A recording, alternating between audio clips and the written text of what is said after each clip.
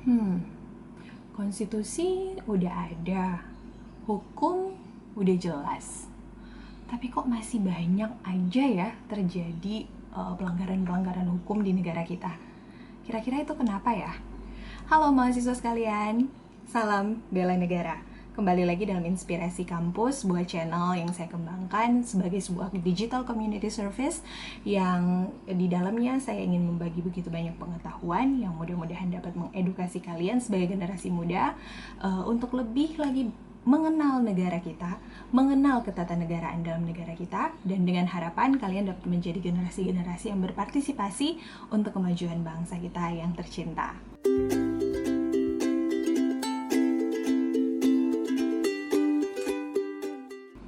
Nah, pada sesi kali ini kita akan sama-sama membahas rule of law.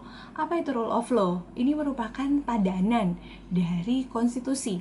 Jika kita membahas konstitusi, maka itu tidak cukup. Kita harus membahas aspek yang satu ini, yaitu rule of law. Apakah itu? Kita akan lihat sama-sama dalam video ini ya. Mahasiswa sekalian, dalam video ini kita sama-sama akan menjawab pertanyaan yang tadi di awal. Nah, hukum sudah ada. Lantas apa jaminannya? Hukum itu bisa berjalan sesuai dengan yang diharapkan. Nah, mari kita akan bahas sama-sama mengenai rule of law. Kalian tahu sebenarnya konsep rule of law ini sudah ada loh sejak abad 19. Dan ini pertama kali memang berkembang di kawasan Eropa.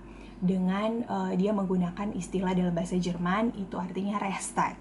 Nah, konsep ini kemudian dikembangkan oleh AVDC.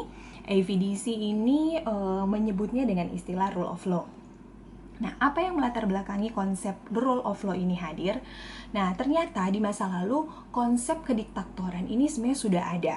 Nah, sehingga dilihat bahwa perlu yang namanya peran ya daripada parlemen yang sebagai perwakilan rakyat untuk membatasi kekuasaan negara. Nah, kemudian konsep ini sendiri bermula dari yang namanya sistem common law. Nah, apa itu common law? Nah, common law ini adalah sebuah hukum di mana masyarakat dan juga negara dan semua lembaga itu sama-sama menjunjung tinggi hukum. Ya, yang dibangun di atas prinsip keadilan. Ingat, di atas prinsip keadilan. Jadi hukumnya itu dibangun di atas prinsip keadilan. Nah, di Inggris, konsep ini diletakkan pada konteks hubungan hukum dan keadilan. Nah, kalau di Amerika Serikat, konteks rule of law ini dibangun di atas konsep hak asasi manusia. Dan kalau di Belanda, konteks ini dibangun atas dasar kedaulatan negara.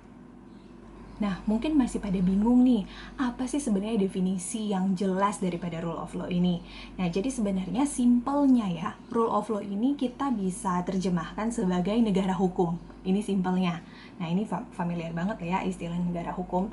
Nah, tapi kita juga bisa mengartikan ini dengan istilah lain. Ya, kalian mungkin pernah dengar yang namanya supremasi hukum. Nah, rule of law ini bisa diartikan sebagai supremasi hukum. Nah, bisa juga diartikan sebagai social legality atau dalam konteks Indonesia kita bisa artikan sebagai negara hukum Pancasila. Ini kalau konteks lokal Indonesia ya. Nah, dalam perjalanan penjelasan dari seorang bernama Thomas Paine, dia menyebutkan bahwa rule of law ini adalah satu kondisi di mana tidak ada satupun yang berada di atas hukum. Tidak ada satupun yang berada di atas hukum, dan hukumlah yang paling berkuasa. Artinya semuanya ada di bawah hukum, ya, baik itu pemerintah, penguasa, rakyat, semuanya ada di bawah hukum. Nah, bayangkan saja, bisa masalah besar ya kalau misalnya hukum di negara itu misalnya adalah hukum yang hanya berpihak atau dibentuk atas dasar yang tidak adil. Misalnya hanya membela penguasa. Nah, pasti akan ada pihak yang dirugikan. Nah, entah itu misalnya rakyat ya, kalau memang hukum itu dibentuk hanya untuk membela pemerintah gitu. Atau sebaliknya, hanya akan merugikan pemerintah misalnya.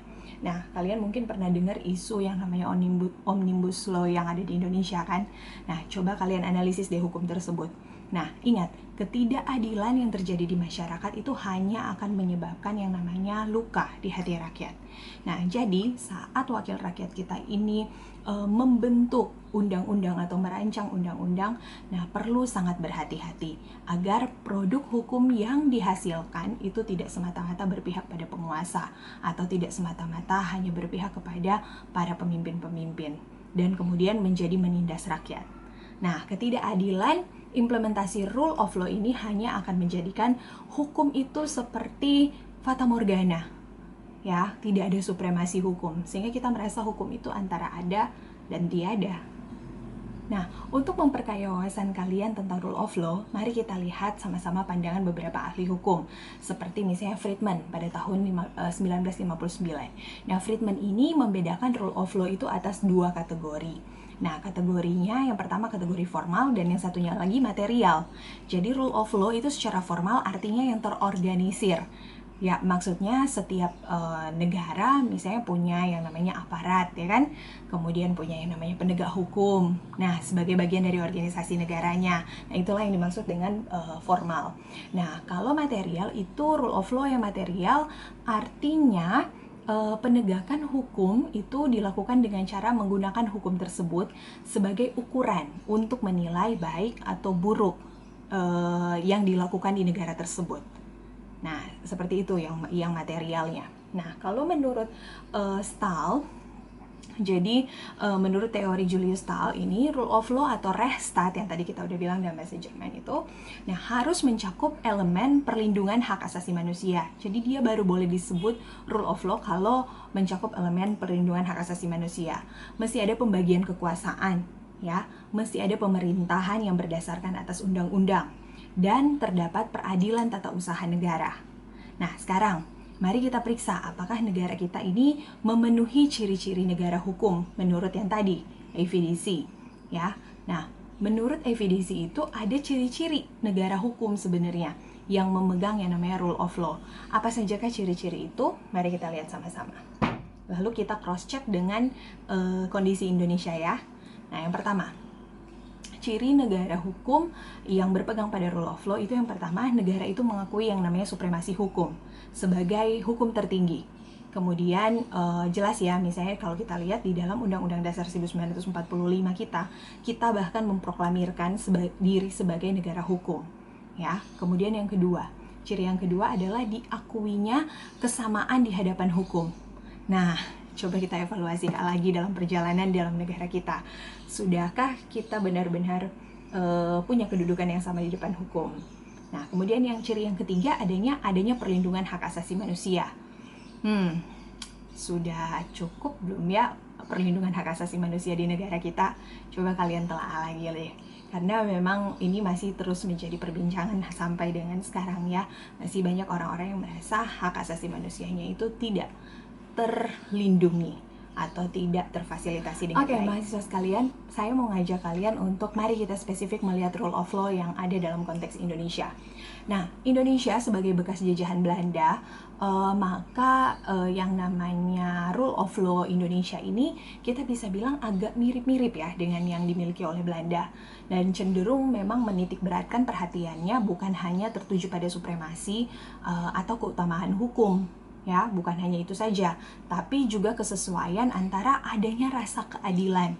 Nggak sih? Jadi ada hukum dan kita punya rasa keadilan, dan juga punya yang namanya hukum sebagai alat yang digunakan untuk mencapai keadilan itu sendiri.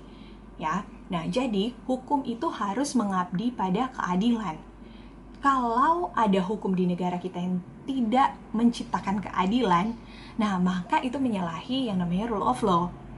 Nah, di Indonesia, selain membuat aturan yang mendukung terciptanya keadilan, maka Indonesia juga membuat lembaga yang melaksanakan penegakan hukum di negara kita. Nah,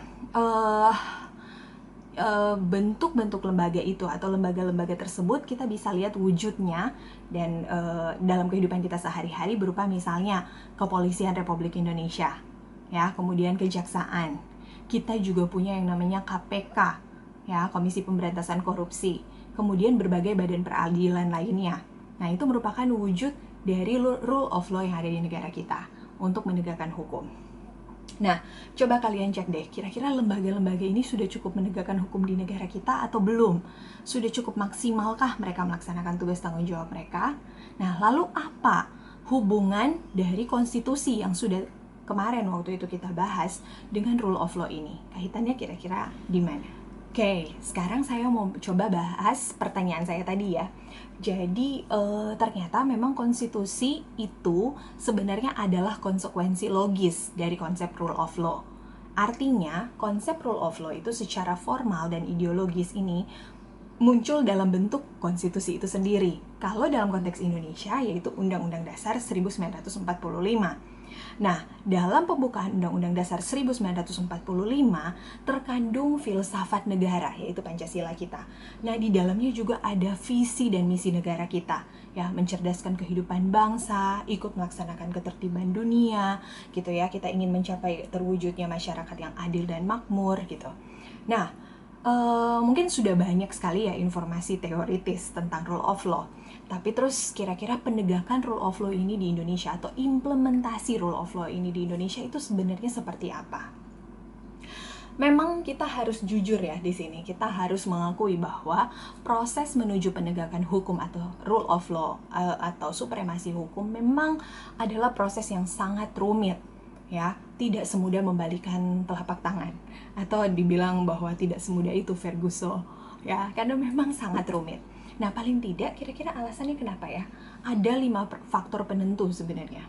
Jadi yang pertama, penegakan rule of law itu akan bisa jalan kalau yang pertama hukumnya sendiri. Artinya undang-undang dalam arti misalnya material atau yang tertulis itu memang dibuat oleh penguasa tingkat pusat ataupun daerah, dan hukum tersebut merupakan hukum yang pro kepada keadilan. Nah, tapi kalau kita lihat di negara kita, ini memang masih banyak kendala. Banyak hukum-hukum di negara kita ini pemilihan katanya kurang sesuai, ya. Ada juga yang mengandung tafsir ganda. Kalian pasti masih ingat kan ribut-ribut waktu RKUHP, ya. Tidak sepertinya, atau misalnya undang-undang tentang pemilihan presiden misalnya. Nah, hal ini itu cukup menghambat penegakan rule of law atas negara kita. Karena jadinya ambigu, ada beberapa hukum yang punya makna ganda. Nah, kemudian faktor yang kedua adalah penegakan hukum. Nah, memang tidak bisa dipungkiri bahwa masih terdapat banyak sekali kelemahan pada kualitas penegak hukum kita, kualitas para hakim kita, para jaksa, polisi, atau advokat-advokat kita. Nah, komitmen para penegak hukum pun dari yang kita miliki ini, kalau kita lihat tuh masih sangat kurang, ya. Dan intervensi politik pada penegak hukum itu masih sangat kuat. Nah, belum lagi korupsi di kalangan para penegak hukum, sehingga rasanya itu akan sangat sulit untuk mewujudkan rule of law di negara kita. Kemudian faktor yang ketiga adalah faktor sarana dan fasilitas. Nah, kalau kita bandingkan ya kepolisian kita dengan negara lain, mungkin kalian penikmat film-film Hollywood ya. Kalau kalian lihat bagaimana FBI mereka bekerja, sepertinya mereka dapat dengan sangat cepat untuk melacak suatu situasi kejahatan. Oke, di Indonesia juga termasuk baik loh.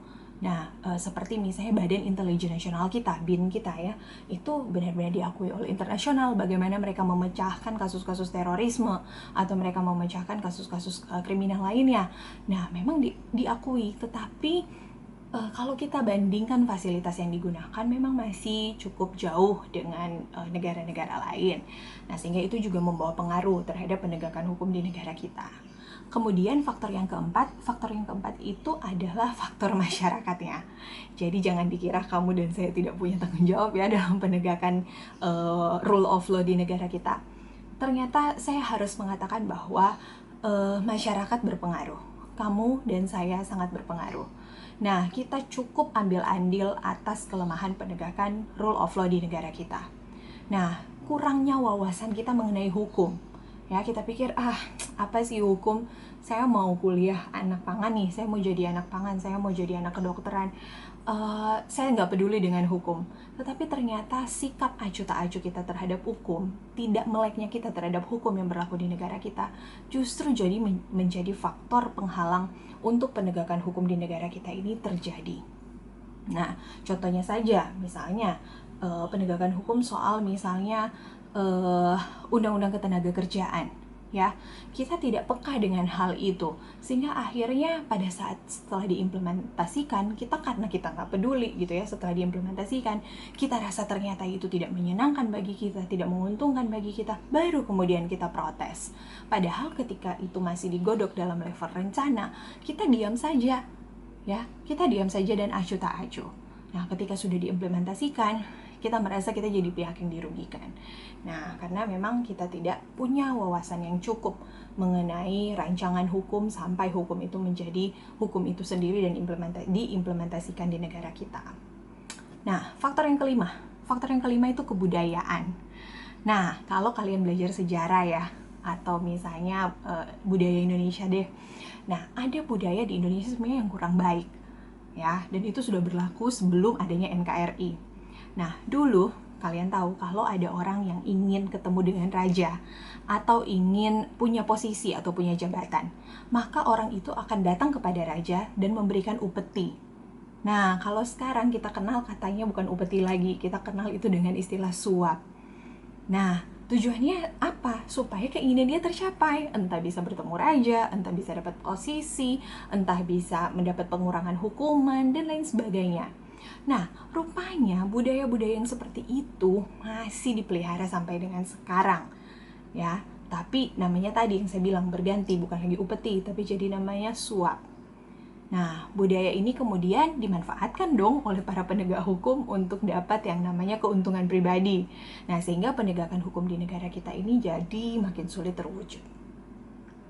Oke, begitulah seputar rule of law yang sudah saya bahas, dan pada video sebelumnya mengenai konstitusi, saya berharap kalian jadi punya wawasan mengenai konstitusi di negara kita dan mengenai penegakan hukum, supremasi hukum di negara kita, supaya kita juga bisa berkomitmen untuk kira-kira memutus mata rantai faktor-faktor negatif yang tadi saya sudah bahas dalam video untuk terus berkembang dalam negara kita, bahkan berkembang dalam proses supremasi hukum di negara kita.